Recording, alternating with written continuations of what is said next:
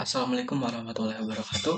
Halo semuanya, perkenalkan saya Muhammad Amadi Sendika Fadil dari kelompok 3 dengan NIM 231524050, prodi D4 Teknik Informatika. Di sini saya akan menjelaskan terkait prinsip bahasa pemrograman dalam aplikasi Sidanus yang telah kelompok kami buat. Nah, video ini dimaksudkan untuk memenuhi penugasan video mata kuliah prinsip bahasa pemrograman praktek. Berikut agenda yang akan kita lakukan saat ini ada 8 ya. Yang pertama, saya akan menjelaskan secara singkat aplikasi ini. Nah, aplikasi ini itu dikembangkan menggunakan Flutter untuk front end dan Laravel untuk back end. Jadi aplikasi Sidanus merupakan aplikasi yang dirancang untuk membantu pengguna dalam jual beli usaha dengan mudah dan cepat.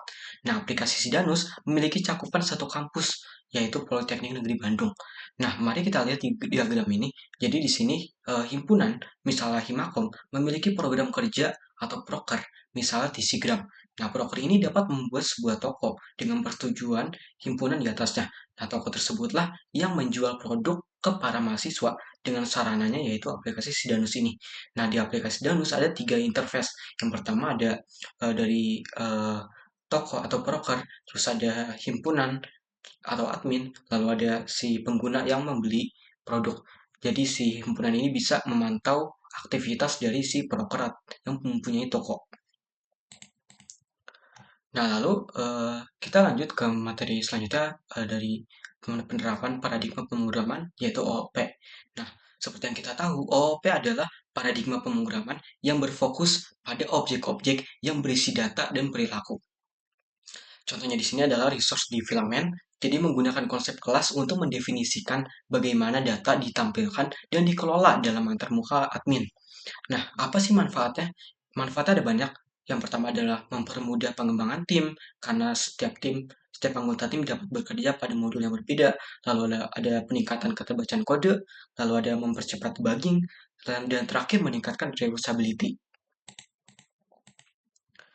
Selanjutnya kita masuk ke penerapan prinsip tipe data dan keamanan tipe atau type safety. Nah, tipe data mengklasifikasikan nilai yang dapat disimpan dalam variabel dan operasi yang dapat dilakukan, serta menjadi dasar bagi type safety untuk mencegah kesalahan tipe data. Bahasa pemrograman modern seperti Dart menerapkan sistem type safety untuk memastikan konsistensi tipe data.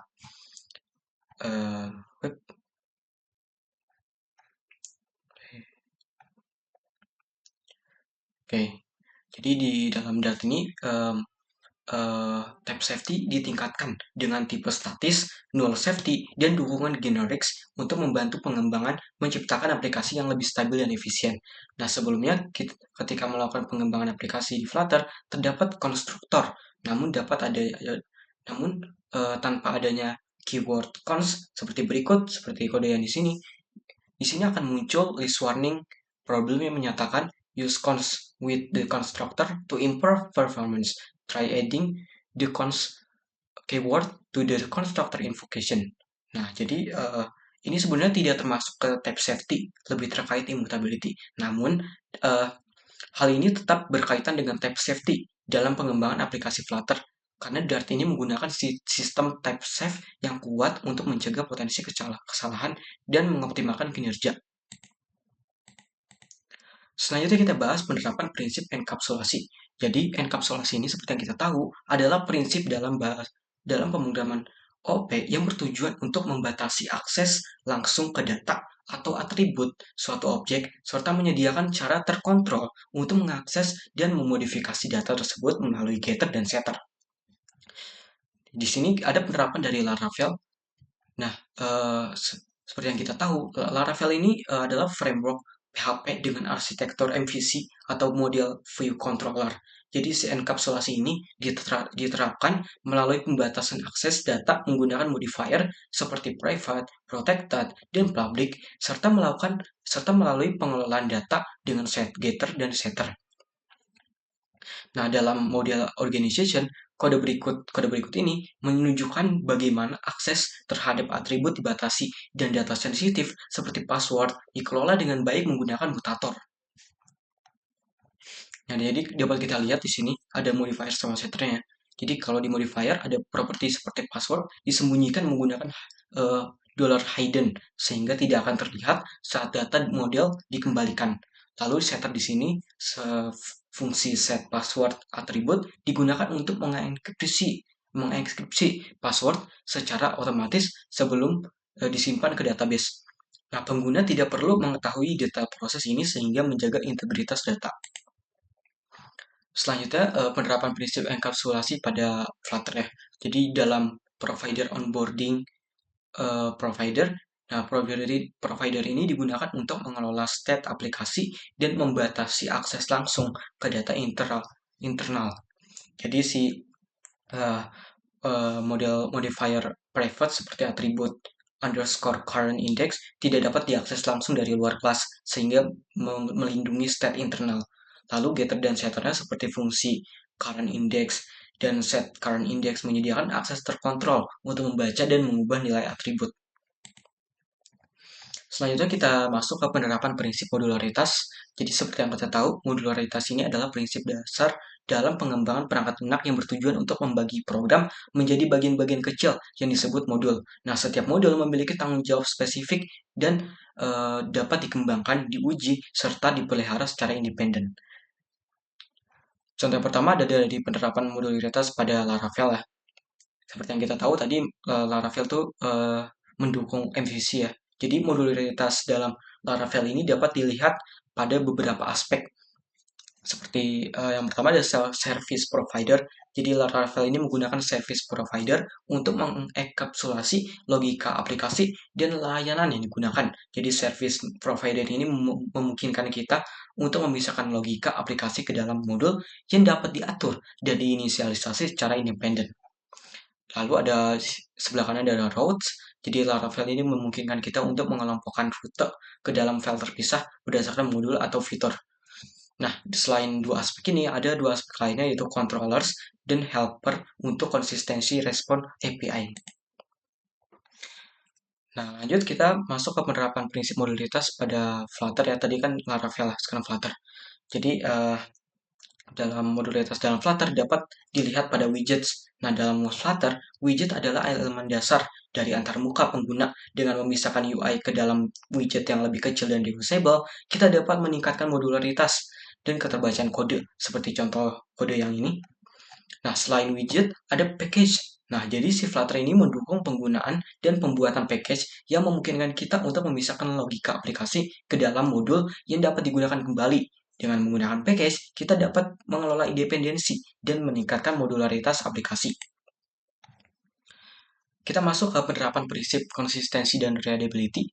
Contoh pertama, sebelumnya kita tahu kalau konsistensi dalam pemrograman berarti menggunakan gaya dan konvensi yang seragam di seluruh kode untuk memudahkan pemahaman.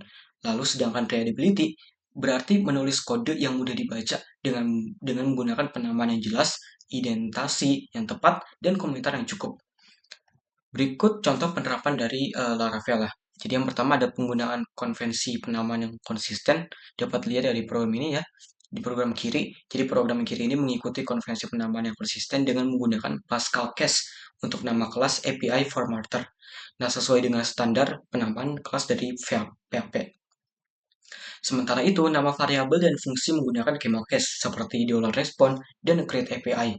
Lalu contoh yang di kanan ada kode yang mudah dibaca dengan komentar yang jelas. Jadi program yang di kanan ini dilengkapi dengan komentar yang menjelaskan fungsi dari kelas dan metode seperti pada deskripsi metode index yang mengatakan menampilkan semua transaksi. Nah, komentar ini tuh memudahkan pengembang lain dalam memahami tujuan dan alur kode.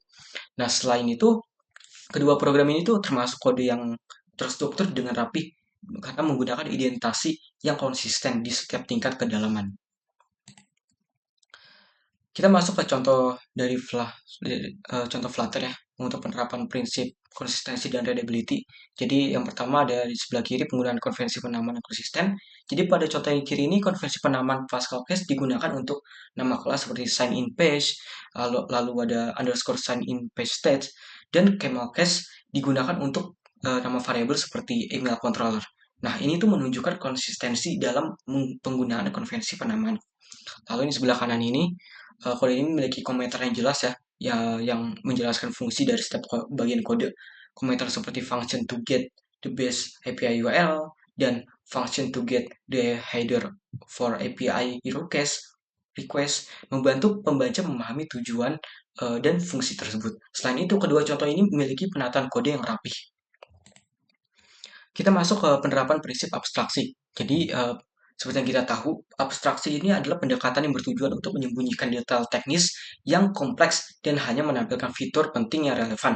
Ini tuh memungkinkan pengembang fokus pada inti logika aplikasi tanpa terbebani oleh detail implementasi teknis.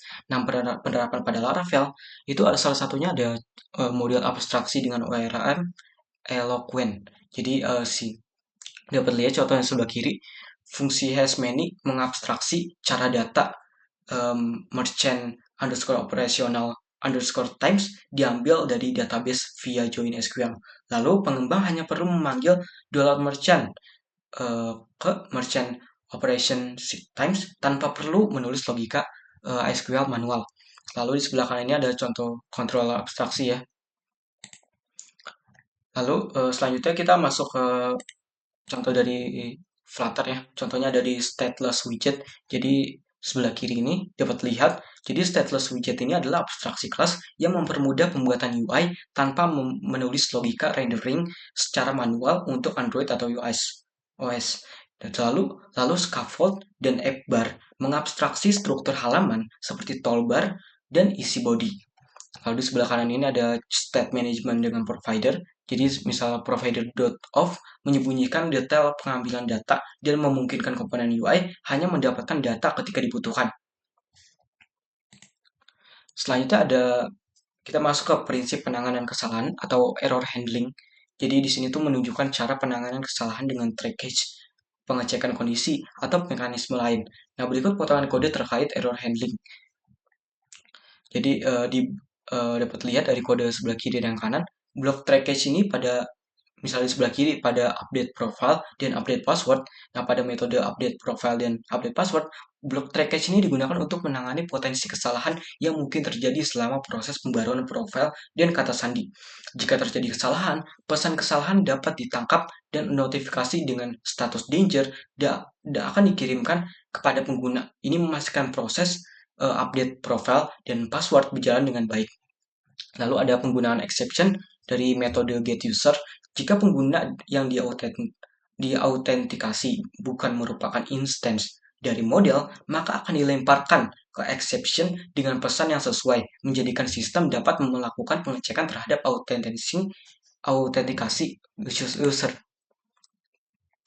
Nah, sekian presentasi dari saya.